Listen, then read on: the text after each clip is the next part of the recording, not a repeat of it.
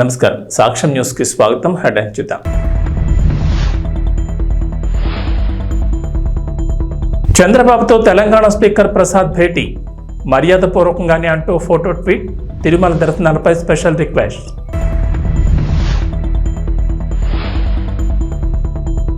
CM Revanth America పర్యటన విజయవంతం. 19 కంపెనీలతో సంప్రదింపులు, ఒప్పందాలు.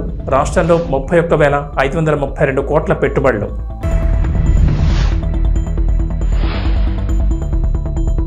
గ్రేటర్ హైదరాబాద్లో డెంగ్యూ డేంజర్ బెల్స్, భారీగా పెరుగుతున్న కేసులు, జాగ్రత్తలు తీసుకోవాలంటున్న డాక్టర్లు.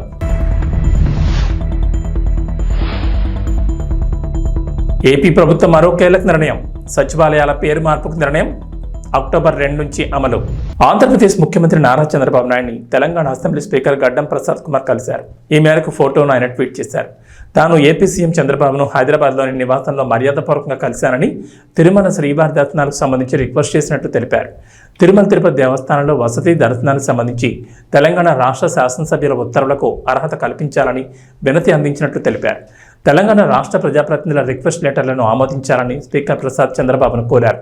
దైవ దర్శనం కోసం తిరుమలకు వెళ్లే తెలంగాణ భక్తుల కోసం ప్రజాప్రతినిధులు అందించే సిఫార్సు లేఖల్ని టీటీడీ ఆమోదించాలని చంద్రబాబును కోరినట్లు ప్రసాద్ తెలిపారు. ఈ వినతిని పరిశీలించిన తర్వాత నిర్ణయం తీసుకుంటామని తెలంగాణ అసెంబ్లీ స్పీకర్కు చంద్రబాబు హామీ ఇచ్చినట్లు చెప్పారు. తెలంగాణ ప్రజాప్రతినిధులు తిరుమల శ్రీవారి దర్శనానికి ఇచ్చే సిఫార్సు లేఖల్ని టీటీడీ స్వీకరించడం లేదు. ఎప్పటి నుంచో తెలంగాణ ప్రజాప్రతినిధులు ఈ అంశాన్ని ప్రస్తావిస్తున్నారు. తిరుమలలో తెలంగాణ ప్రజాప్రతినిధులు ఇచ్చే సిఫార్సు లేఖను కూడా స్వీకరించాలని కోరుతున్నారు. మరి దీనిపై ఏపీ ప్రభుత్వం, టీటీడీ ఎలా స్పందిస్తుందో చూడాలి. తెలంగాణ ముఖ్యమంత్రి రేవంత్ రెడ్డి అమెరికా పర్యటన విజయవంతమైందని సీఎంఓ ప్రకటన విడుదల చేసింది. తెలంగాణలో పెట్టుబడులకు వివిధ రంగాల్లో ప్రపంచంలో పేరొందిన భారీ కంపెనీలు ముందుకొచ్చాయని చెప్పింది. ఈ పర్యటనలో 31,532 కోట్ల రూపాయల పెట్టుబడులను సాధించి తెలంగాణ పెట్టుబడుల గమ్యస్థానంగా అమెరికాలోని పారిశ్రామికవేత్తల దృష్టిని ఆకర్షించిందన్నారు. అమెరికా వేదికగా సీఎం రేవంత్ తెలంగాణను ఫ్యూచర్ స్టేట్గా ప్రకటించడం, హైదరాబాద్ 4.0 సిటీగా అభివృద్ధి చేసేందుకు రాష్ట్ర ప్రభుత్వం ఎంచుకున్న వివిధ ప్రాజెక్టులకు భారీ స్పందన లభించింది. ఈ పర్యటనలో దాదాపు 19 కంపెనీలు రాష్ట్ర ప్రభుత్వంతో కలిసి పనిచేసేందుకు అవగాహన ఒప్పందాలు చేసుకున్నాయి. దీంతో రాష్ట్రంలో 30,750 కొత్త ఉద్యోగాలు లభించనున్నాయి. సీఎం రేవంత్ సారథ్యంలోని రాష్ట్ర ప్రతినిధి బృందం అమెరికాలో దాదాపు 50కి పైగా బిజినెస్ మీటింగ్, 3 రౌండ్ మీటింగ్లో పాల్గొంది. ప్రధానంగా ఆర్టిఫిషియల్ ఇంటెలిజెన్స్, ఫార్మా మరియు లైఫ్ సైన్సెస్, ఎలక్ట్రానిక్ వాహనాలు, డేటా సెంటర్లు, ఐటీ, ఎలక్ట్రానిక్ రంగాల్లో ప్రభుత్వంతో భాగస్వామ్యం పంచుకునేందుకు కంపెనీలు అమితమైన ఆసక్తిని ప్రదర్శించాయి. ప్రస్తుతం వర్షాకాలం కావడంతో సీజనల్ వ్యాధులు ప్రబలుతున్నాయి. దానికి తోడు డెంగీ జ్వరాలు ఎక్కువగా నమోదవుతున్నాయి. ముఖ్యంగా గ్రేటర్ హైదరాబాద్ పరిధిలో డెంగీ డేంజర్ బెల్స్ మోగుతున్నాయి. డెంగీ కేసులు విపరీతంగా పెరుగుతున్నాయి. డెంగీ జ్వరాల కారణంగా చాలా మందిలో ఒక్కసారిగా ప్లేట్లెట్లు పడిపోతున్నాయి. దీంతో ఎమర్జెన్సీ ట్రీట్మెంట్ కోసం హాస్పిటల్స్లో చేరుతున్నారు. గ్రేటర్ హైదరాబాద్ వ్యాప్తంగా ఈ ఏడాదిలో ఇప్పటికే 600కు పైగా డెంగీ కేసులు నమోదైనట్లు అధికారులు చెబుతున్నారు. ఇక ప్రైవేట్ హాస్పిటల్స్లోనూ పలువురు డెంగీ జ్వరాలతో జాయిన్ అవుతుండగా వారి వివరాల నమోదులో తేడాలుంటున్నాయి. ఈ లెక్కన గ్రేటర్ పరిధిలో 1000కి పైగానే డెంగీ కేసులు ఉంటాయని అధికారులు భావిస్తున్నారు. డెంగీ బారిన పడి ఇప్పటికే పలువురు ప్రాణాలు కోల్పోయారు. తెల్ల రక్త కణాల కౌంట్ తగ్గిపోయి ప్రాణాలు కోల్పోతున్నారు. సికింద్రాబాద్లోని ఓ ప్రైవేటు హాస్పిటల్లో జ్వరాలతో చేరిన ప్రతి 10 మందిలో 3 నుంచి 4 మంది రోగులు డెంగీ బాధితులు ఉంటున్నారు. వారిలో చాలా మందిలో కాలేయ, కిడ్నీలపై ప్రభావం పడినట్లు డాక్టర్లు చెబుతున్నారు. డెంగీతో పాటు గున్యా బాధితులు పెరుగుతున్నారని అంటున్నారు. టైగర్ దోమల కారణంగా డెంగీ జ్వరాలు విజృంభిస్తున్నాయని, అప్రమత్తంగా ఉండాలని డాక్టర్లు సూచిస్తున్నారు. ఆంధ్రప్రదేశ్ ప్రభుత్వం మరో కీలక నిర్ణయం తీసుకు అడుగులు వేస్తోంది. రాష్ట్ర వ్యాప్తంగా గ్రామ, వార్డు సచివాలయాల ప్రక్షాళన చేసేందుకు సిద్ధమవుతోంది. ఈ మేరకు గ్రామ, వార్డు సచివాలయాల పేర్లను మార్చాలని నిర్ణయం తీసుకున్నట్టు తెలుస్తోంది. సచివాలయాల పేరును గ్రామ సంక్షేమ కార్యాలయంగా మార్పు చేయాలని రాష్ట్ర ప్రభుత్వం నిర్ణయించినట్టు తెలుస్తోంది.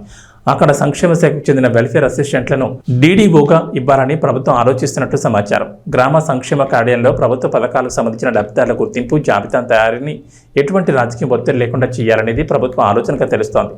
కొత్త పేరుతో అక్టోబర్ 2 నుంచి గ్రామ సంక్షేమ కార్యాలయాలు పనిచేసేలా విధి విధానాలు రూపొందిస్తున్నట్టు తెలుస్తోంది.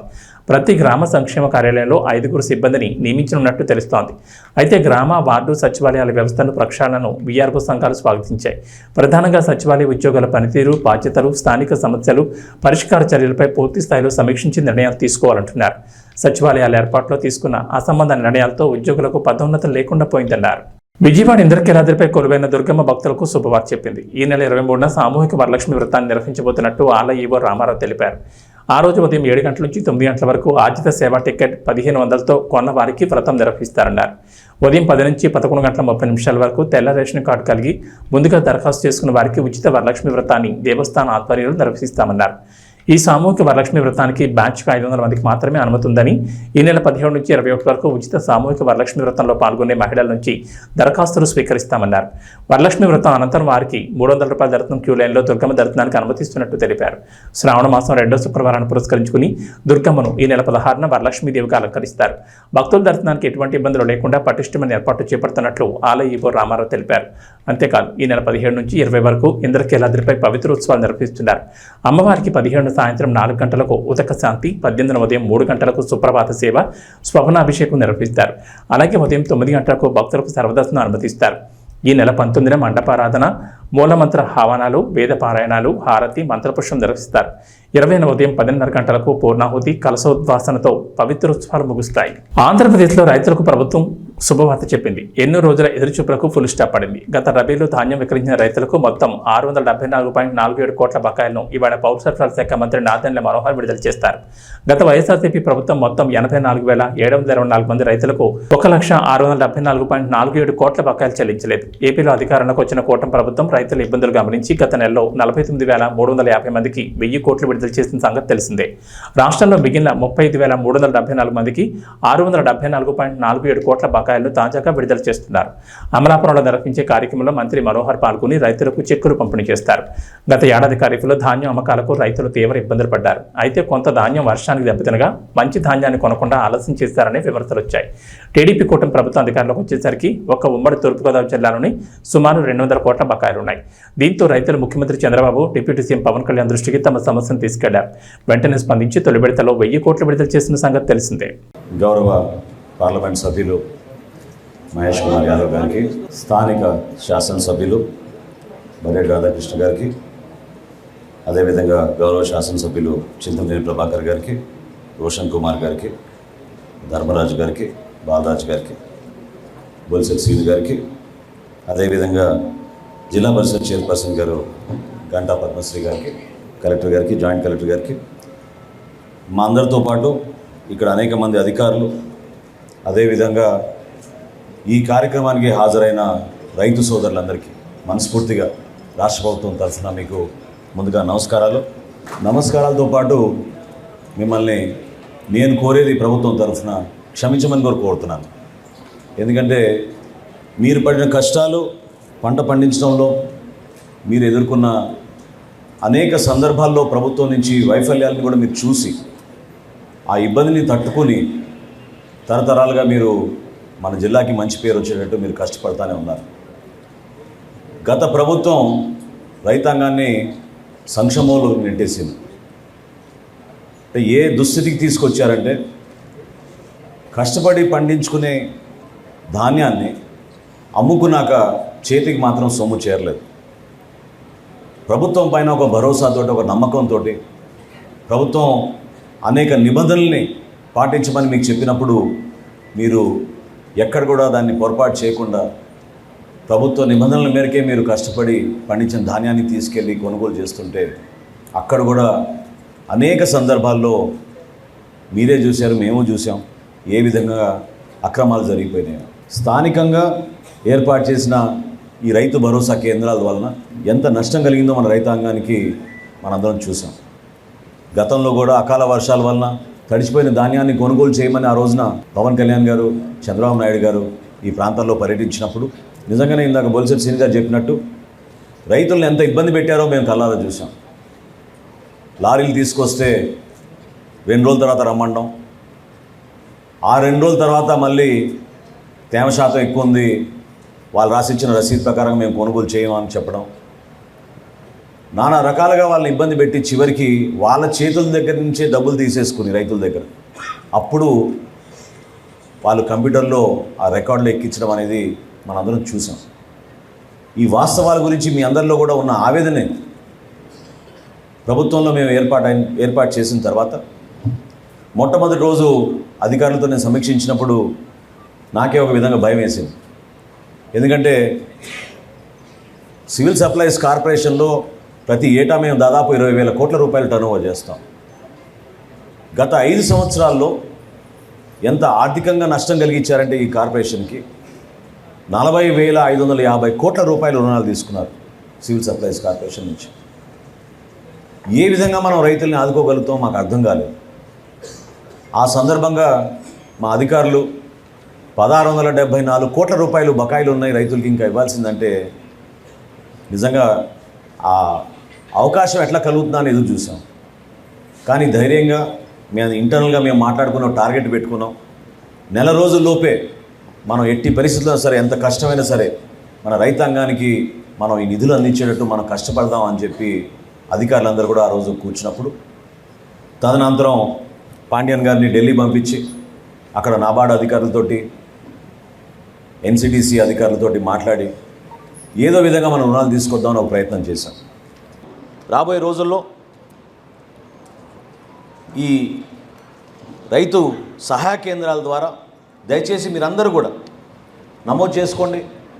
ఈ పంట ద్వారా చేస్తున్న కార్యక్రమాన్ని రెవెన్యూ సదస్సుల్లో రైతులు ఎవరైతే కౌలు రైతులుగా ఉన్నారో వాళ్ళకి ఆ CCRC కార్డ్స్ రాలేదో వాళ్ళందరూ కూడా ఈ రైతు సహాయ కేంద్రాల దగ్గరికి వెళ్ళి ఈ పంట ద్వారా మీరు నమోదు చేసుకుంటే మీకు ఉచితంగా మీకు ఇన్సూరెన్స్ పథకం కూడా రాబోయే ఖరీఫ్ నుంచి ప్రభుత్వమే ఆ కార్యక్రమం చేపట్టాలని ఒక నిర్ణయం తీసుకుని ముందుకెళ్తున్నాం.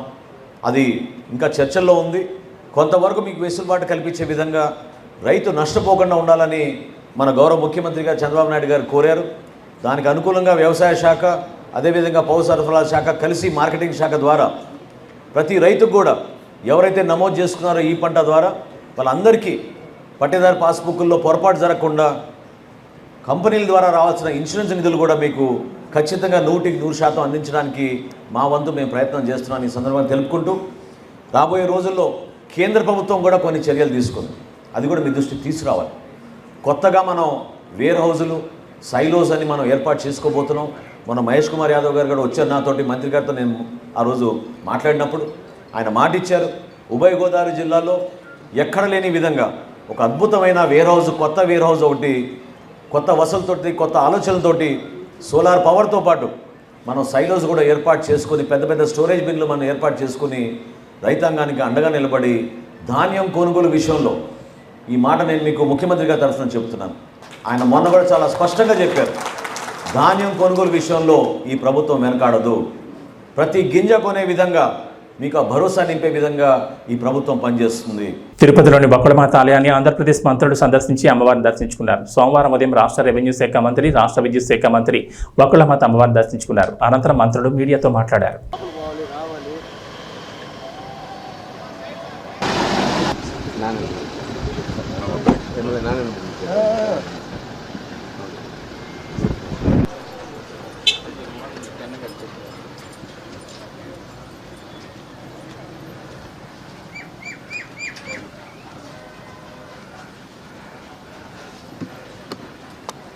బాబు కింద ఉండాలి, స్టెప్స్కి దాటకూడదుగా.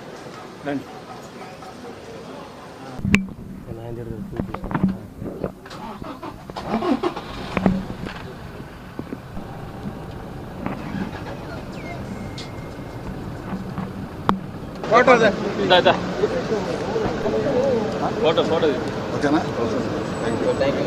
అంటే కొండ మీద ఎప్పుడు కానీ ఇక్కడ కానీ గుడ్ల దగ్గర ఎప్పుడు కూడా రాజకీయం మాట్లాడు అయినప్పుడు కూడా వెంకటేశ్వర స్వామి వారు అలాగే అమ్మవార్ల దయ ఎప్పుడు కూడా ఈ రాష్ట్రం మీద ఉండాలి, రాష్ట్రం సుభిక్షంగా ఉండాలి. అందుకని అందరూ కూడా ఈ రాష్ట్రం అయితే వెనకబడిపోయిందో దాన్ని మళ్ళా అతి వేగంగా పునర్నిర్మాణం చేసుకోవాలని చెప్పేసి లక్ష్యంతో చంద్రబాబు నాయుడు గారిని మళ్ళీ ముఖ్యమంత్రి చేశారు. తప్పకుండా ఒక కార్యాచరణతో ఈ ప్రభుత్వం ముందుకు పోతూ ఉంది. ఈ ప్రాంతంలో ఉన్న ప్రతి తెలుగువారు, ప్రపంచంలో ఉన్న ప్రతి తెలుగువారు సుఖంగా ఉండాలని లక్ష్యంతో ఆయన ఎప్పుడు కూడా పనిచేశాడు. ఈ ప్రాంతం కొంచెం వెనకబడింది కాబట్టి తప్పకుండా పూర్తి శ్రద్ధతో ఈ రాష్ట్రాల ముందు తీసుకెళ్ళి ఈ ప్రభుత్వం పనిచేస్తాం. అందుకనే చరిత్రలో ఎప్పుడు చేయని విధంగా ఈ యొక్క రెవెన్యూ సదస్సులు పెట్టుకున్నాం. వాటిపైన చాలామంది ఫోన్లు కూడా చేస్తాం, బయటపట్టి మేము కంప్లైంట్ ఇవ్వలేమని చెప్పేసి దానికి కూడా ఒక ఆర్టీజీఎస్లో గతంలో ఉన్నటువంటి ప్రభుత్వం పూర్తిగా నిర్వీర్యం చేసింది. ఒక రియల్ టైం గవర్నెన్స్ లేదు, అలాగే కాల్ సెంటర్స్ కూడా లేవు. దాని కొరకు ప్రత్యేకమైనటువంటి కాల్ సెంటర్లు, అలాగే చెప్పిన వాళ్ళందరూ కూడా విషయాలను కూడా గోప్యంగా పెట్టి విచారించే విధంగా కూడా ఒక కొత్త కార్యాచరణ చేయబోతా ఉన్నాం. బంగ్లాదేశ్లో హిందువులపై జరుగుతున్న దాడులను నిరసిస్తూ మంచిర్యాల జిల్లా తండేపల్లి మండల కేంద్రంలోని హనుమాన్ ఆలయం నుంచి ఛత్రపతి శివాజీ విగ్రహం వరకు హిందూ సంఘాల ఆధ్వర్యంలో కొవ్వొత్తులతో నిరసన ర్యాలీ చేపట్టారు. ఈ సందర్భంగా వారు మాట్లాడుతూ హిందువులపై జరుగుతున్న అఘాయిత్యాలను వెంటనే అరికట్టాలని డిమాండ్ చేశారు. మహిళలు, చిన్నారులను కూడా వదలకుండా హింసిస్తున్నారని పేర్కొన్నారు. బంగ్లా హిందువులకు రక్షణగా కేంద్ర ప్రభుత్వం అండగా నిలవాలని, ఆ దిశగా చర్యలు చేపట్టాలని కోరారు. సందర్భంలో బంగ్లాదేశ్ అనేది మన భారతదేశం నుండి విడిపోయిన ఒక ముక్క. అక్కడ మైనారిటీలుగా మన హిందువులు ఉన్నారు. హిందువుల్ని ఏ రకంగా వేధిస్తున్నారు అనేది మనం ఇవాళ సోషల్ మీడియాలో మనం చూసుకున్న సందర్భంలో మన ప్రభుత్వం, మన భారతదేశ ప్రభుత్వం ఎప్పుడైతే షేక్ హసీనాకు అక్కడ ప్రధానిని అక్కడి నుంచి వాళ్ళు ఎల్లగొట్టిన సందర్భంలో మనం ఆశ్రయం కల్పించి ఇక్కడ ఎంచుకుంటున్నాం. ఇప్పుడు మన మిత్రుడు శ్రీనివాస్ సీనియర్ లీడర్ తను చెప్పిన సందర్భంగా ఒకటి ఏమన్నాడు అంటే, మన భారత ప్రధాని కూడా చొరవ చూపాలి. అక్కడ ప్రధానమంత్రికి ఆశ్రయం ఇచ్చిన మన భారత ప్రధాని అక్కడ ఉన్న హిందువులందరూ కూడా భరోసా కల్పించాలి, ఖచ్చితంగా కల్పించాలి. పార్టీలకు సంబంధం లేకుండా, irrespective of all parties, A party అయిన సందర్భం లేదు, ఏ పార్టీతో సంబంధం లేకుండా బంగ్లాదేశ్లో ఉన్న హిందువులందరికీ కూడా అక్కడ భద్రత కల్పించి, అక్కడ భద్రత లేని పక్షంలో వాళ్ళందరినీ మన ఇండియాకి తీసుకొచ్చి ఇక్కడ మనం కల్పించుకోవాల్సిన బాధ్యత, మన యొక్క బరువు, మన బాధ్యత అవసరం ఉన్నది. ఎందుకంటే మన హిందూ అనేది హిందువుల రాజ్యం. అక్కడ మన హిందువులకు అక్కడ దెబ్బతీసిన సందర్భంలో ఎవరిని కూడా ఉపేక్షించిన పరిస్థితి లేదు. అవసరమైతే మిలిటరీని దించి, తను చెప్పినట్టు మిలిటరీని దించినా సరే మన హిందువులే కాపాడుకోవాల్సిన బాధ్యత ఇప్పుడున్న మన భారత ప్రభుత్వం మీద ఎంతైనా ఉంది. మనం ఆ ప్రధానికి ఆశ్రయం ఇచ్చినాం. మన ప్రదేశంలో జరుగుతున్న హిందువులపై అగత్యాలు, మానభంగాలు ప్రత్యక్షంగా వీడు హిందువా కాదు అని చెప్పి తన మర్మాలు ఏదైతే పురుషాంగం చూసి ఆడవాళ్ళను, మగవాళ్ళను ఎట్లయితే మానభంగం చేస్తుందో ప్రపంచం మొత్తం ఒక సిగ్గుతో తల వంచుకునే మానవుడే సిగ్గుతో తల వంచుకునేలా వేరైతే మైనార్టీలు, ముఖ్యంగా ముస్లిం అనే చెప్పుకునే, ఖురాన్ నమ్ముకునే ఏదైతే ముస్లింలు ఉన్నారో ఆ ప్రపంచ దేశాలు చిన్నగా ఏదైతే ఉత్తరాది రాష్ట్రాలల్లో ఏదైతే చిన్నగా ఎక్కడన్నా మైనార్టీకి ఏదన్నా అయితే కొవ్వొత్తి ర్యాలీలు తీసే కొంతమంది కువాన లౌకికవాదు దొంగలు, కుక్కలు ఇవాళ ఎక్కడ కనబడతలేరు. దయచేసి వారు ఇవాళ ఒక మైనార్టీలని చెప్పుకునే కొన్ని దేశాలు ఇవాళ ఇట్లాంటి ఏమైనా చర్యగా మర్మాయం చూసి ఏదైతే హిందువులను అన్యాయంగా చంపేస్తున్నారో దాన్ని తండేపల్లి మండలు మంచిర్యాల జిల్లాలో తీవ్రంగా ప్రతిఘటిస్తాం. హిందువులను ఐక్యత చేస్తాం. భారత ప్రభుత్వాన్ని అవసరం అనుకుంటే ఇవ్వాలనే మాకు తెలిసింది. భారత ప్రభుత్వం ఇలాగనే ముందుకు పోతే మిలిటరీ చర్య తీసుకోవాలని చెప్పి భారత ప్రధాని ఇవాళ చేయడం జరిగింది. ఇస్కాన్ టెంపుల్ దగ్గర బంగ్లాదేశ్ సంబంధించి మిలిటరీ దించడం జరిగింది. ఇక ముందు కూడా మేము కూడా మన గౌరవ ప్రధానమంత్రి గారికి విజ్ఞప్తి చేస్తున్నాం. హిందువులు మొత్తం చచ్చిపోయిన తర్వాత మీరు చర్య తీసుకున్నాడు కాదు, బతికుండగానే వాళ్ళకు స్వాతంత్రం ఇప్పించింది మనం.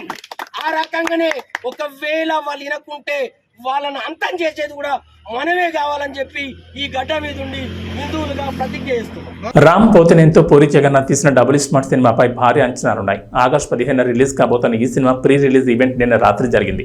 దీనికి మూవీ టీంతో పాటు ఫ్యాన్స్ కూడా గట్టిగానే వచ్చారు. ఇక ఈ ఈవెంట్లో మాట్లాడుతూ పూరి జగన్నాథ్ ఓ విషయం గురించి పంచుకున్నారు. తాను హిట్ సినిమాలు తీసినప్పుడు చాలా మంది ఫోన్ చేసి మెచ్చుకుంటారని, కానీ ఫ్లాప్ తీసినప్పుడు ఓ వ్యక్తి తనకి ఫోన్ చేసి మాట్లాడింది ఎప్పటికీ మర్చిపోలేనంటూ పూరి అన్నారు. నాకు ఈ మధ్య వచ్చిన ఓ ఫోన్ కాల్ గురించి మీ అందరికీ చెప్పారు. హిట్ సినిమా తీసినప్పుడు చాలామంది నాకు ఫోన్లు చేస్తారు, మెచ్చుకుంటారు. కానీ నేను ఇటీవల తీసిన ఫ్లాప్ చిత్రం తర్వాత ఒక వారానికి విజయేంద్ర ప్రసాద్ నాకు ఫోన్ చేశారు. సాధారణంగా ఆయన ఎప్పుడూ నాకు ఫోన్ చేయరు. అందుకే చూసిన వెంటనే ఏంటి ఈయన ఫోన్ చేస్తున్నారు అనుకున్నా. లిఫ్ట్ చేస్తే నాకు చిన్న సాయం చేస్తారా అంటూ అడిగారు. రాజమౌళి తండ్రికి నేను ఏం సాయం చేయగలను అని మనసులో అనుకున్నాను. మీరు తర్వాత సినిమా చేసే ముందు నాకు ఒకసారి కథ చెప్తారా? మీలాంటి దర్శకులు ఫెయిల్ కావడం నేను చూడలేను. చిన్న చిన్న తప్పులు చేస్తూ ఉంటారు, తీసే ముందు చెప్పండి అని ఆయన అన్నారు. ఆ మాటలు ఇప్పటికీ నాకు గుర్తున్నాయి. నాపై ఆయనకున్న ప్రేమ, అభిమానంతో ఆయన అలా కాల్ చేశారు.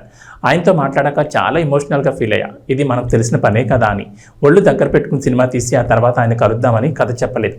నాకు మా టీంకి ఓ విజయం అవసరం, అందుకే ఎంతో జాగ్రత్తగా ఈ సినిమా తీసామంటూ పూరి చెప్పారు. టుడే నేను మీకు నాకు వచ్చిన ఒక ఫోన్ కాల్ గురించి మిమ్మల్ని షేర్ చేసుకోవాలండి మీతో. ఇప్పుడు హిట్ సినిమా తీసినప్పుడు చాలామంది ఫోన్ చేస్తారు, అప్రిషియేట్ చేస్తారు. ఫ్లాప్ సినిమా తీసినప్పుడు నాకు ఒక ఫోన్ కాల్ వచ్చింది. పోయిన సినిమా ఫ్లాప్ అయింది. ఆ ఫ్లాప్ అయిన 1 వీక్కి ఒక ఆయన ఫోన్ చేశారు నాకు. ఆయన విజయేంద్ర ప్రసాద్ గారు. విజయేంద్ర ప్రసాద్ గారు ఫోన్ చేసి, ఆయన ఎప్పుడు నాకు చేయరు, సడన్గా ఈయన ఫోన్ వస్తుంది అంటే నేను ఎత్తితే ఆయన, సార్ నాకు చిన్న హెల్ప్ చేస్తారా అని అడిగాను. ఆడ కొడుకే రాజమౌళి పెద్ద డైరెక్టర్, నేను ఈయనకి ఏం హెల్ప్ చేయాలరా బాబు అనుకున్నా. చెప్పండి సార్ అన్న, మీరు నెక్స్ట్ సినిమా ఎప్పుడు చేస్తున్నారన్నాడు. సార్ ఇంకా అనుకోలేదు. సరే నువ్వు ఎప్పుడు చేసినా చేసే ముందు నాకు ఆ కథ చెప్తారా అన్నాడు ఆయన. ఆయన ఎందుకన్నారంటే, నాకు ఎందుకన్నారో నాకు అర్థమైంది, నేను వింటున్నా. ఆయన మాట చెప్పారు, మీలాంటి డైరెక్టర్లు ఫెయిల్ అవ్వడం నేను చూడలేను. ఆ చిన్న చిన్న తప్పులు ఏం చేస్తుంటారో తీసే ముందు నాకు ఒకసారి చెప్పండి సార్ అని. ఆ ఒక్క ఫోన్ కాల్ నాకు చాలా ఎమోషనల్ అయిపోయాను నేను. అంటే నాకు ఆయన మీద, నా మీద ఆయనకున్న ప్రేమ అభిమానంతో ఆయన ఫోన్ చేసిన ఫోన్ ఇది. ఆ తర్వాత ఈ కథ ఆయనకి చెప్పరా, మనకు తెలిసిన పని కొద్దిగా ఒళ్ళు దగ్గర పెట్టుకుని తీసి ఆయన కలుద్దామని చెప్పలేదు. I love you sir. So ఒళ్ళు దగ్గర పెట్టుకొని తీసిన సినిమా ఇది. Even our team need this block buster and thank you so much. ఇవాళ అక్కడికి వచ్చిన ప్రతి ఒక్కరికి పేరున నేను తాకి చెప్తున్నాను. అండ్ ఈవెంట్ చేసిన వెంకట్కి, పోలీస్ డిపార్ట్మెంట్కి, అందరికీ thank you. August 15th cinema release అవుతుంది. ప్లీజ్ వెళ్ళి చూడండి. రామ్ పోతినేని మిమ్మల్ని ఎంటర్టైన్ చేయడానికి రెడీగా ఉన్నాడు. Thank you. పూరి గారు. ఇక వాతావరణ విషయానికి వస్తే, తెలంగాణకు హైదరాబాద్ వాతావరణ కేంద్రం అధికారులు రెయిన్ అలర్ట్ జారీ చేశారు. ఉపరితల ఆవర్తనం, బలమైన నైరుతి రుతుపవనాల వల్ల రాష్ట్రంలో వర్షాలు కురుస్తాయని చెప్పారు. నేడు రేపు తెలంగాణలో పలు జిల్లాల్లో భారీ వర్షాలకు ఛాన్స్ ఉందని వెల్లడించారు. ప్రధానంగా ఆదిలాబాద్, ఆసిఫాబాద్, మంచిర్యాల, కొత్తగూడెం, నిర్మల్, భూపాలపల్లి, ములుగు, రంగారెడ్డి, వికారాబాద్, నల్గొండ, నారాయణపేట్, సంగారెడ్డి, మెదక్, మేడ్చల్, హైదరాబాద్ జిల్లాలో భారీ వర్షాలకు అవకాశం ఉందన్నారు. ఈ మేరకు ఆయా జిల్లాలకు ఎల్లో అలర్ట్ జారీ చేశారు. ఇక భారీ వర్షాలకు తోడు ఉరుములు, మెరుపులు కూడా ఉంటాయన్నారు. బలమైన ఈదురుగాలులు కూడా వీస్తాయని చెప్పారు. గంటకు 30 నుంచి 40 కిలోమీటర్ల వేగంతో ఈదురుగాలులు వీస్తాయని వెల్లడించారు. ప్రస్తుతం తెలుగు రాష్ట్రాలపైకి క్యుములో నింబస్ మేఘాలు వస్తున్నాయని, ఈ మేఘాల వల్ల ఉరుములు, మెరుపులు కూడా వస్తాయన్నారు. నల్ల మబ్బు కమ్ముకుంటుందని, పిడుగులు పడే అవకాశం కూడా ఉంటుందని ప్రజలు జాగ్రత్తగా ఉండాలని వాతావరణ శాఖ అధికారులు చెప్పారు. ఏబీ బులెటిన్ విశేషాలు. నమస్కారం.